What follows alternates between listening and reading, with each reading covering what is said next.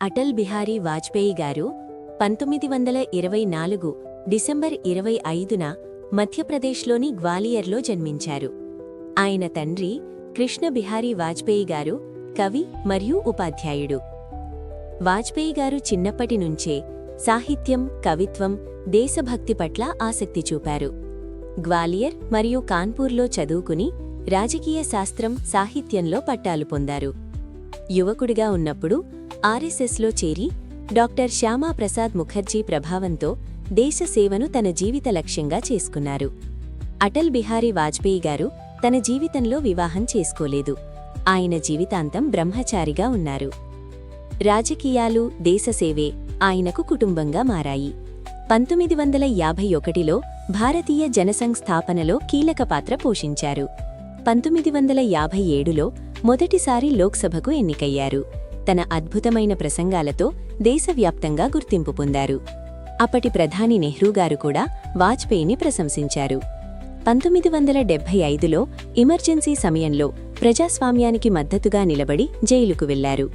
1977లో విదేశాంగ మంత్రిగా నియమితులై ఐక్యరాజ్య సమితిలో హిందీలో ప్రసంగం చేసి భారత గౌరవాన్ని పెంచారు.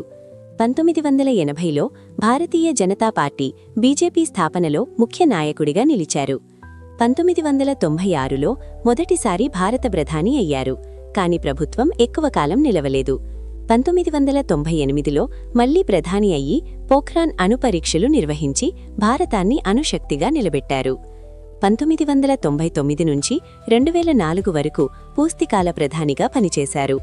1998 పోఖ్రాన్ 2 అణు పరీక్షలు భారతదేశాన్ని ప్రపంచ స్థాయిలో అణుశక్తిగా గుర్తింపు పొందేలా చేశారు.